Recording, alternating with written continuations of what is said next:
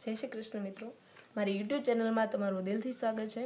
આજે એક વિષય ઉપર વાત કરવી છે કે સમાજ એટલે શું।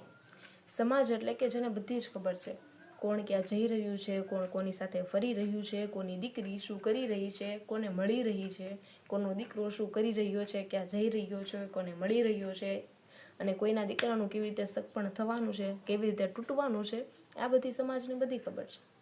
સમાજને માત્ર એ જ નથી ખબર કે કોના ઘરે આજે જમવાનું નથી બન્યું, કોની દીકરીનું શિક્ષણ ગરીબીના લીધે છૂટી ગયું છે, કોનો દીકરો આગળ નથી વધી શકતો, કોના મા બાપ વૃદ્ધાશ્રમમાં જઈ રહ્યા છે, આ સમાજને નથી ખબર।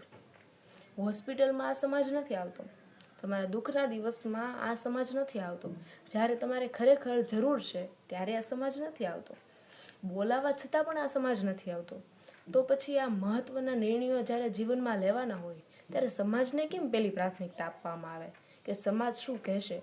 અગર તમારા જીવનમાં તમારે કંઈ શરૂ કરવું છે તો પહેલી પ્રાથમિકતા સમાજને કેમ કે સમાજ શું કહેશે।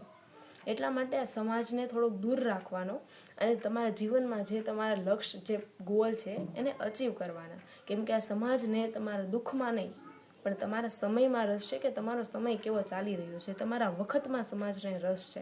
એટલા માટે આ સમાજને થોડોક દૂર રાખીને તમારા જે ગોલ છે, તમારી જે પહેલી પ્રાયોરિટી છે એને તમારે આગળ રાખવાની અને જીવનમાં સફળતા પ્રાપ્ત કરવાની, નહીં કે એવું વિચારીને કે સમાજ શું કહેશે। અને તમે પણ મારી આ વાત સાથે જો સહમત હોય તો જરૂરથી લાઈક કરજો, શેર કરજો અને સબસ્ક્રાઈબ કરજો। આ વિષય ઉપર તમે મને સાંભળવા માંગશો એના માટે તમે જરૂરથી કોમેન્ટ કરજો। જય માતાજી, જય શ્રી કૃષ્ણ।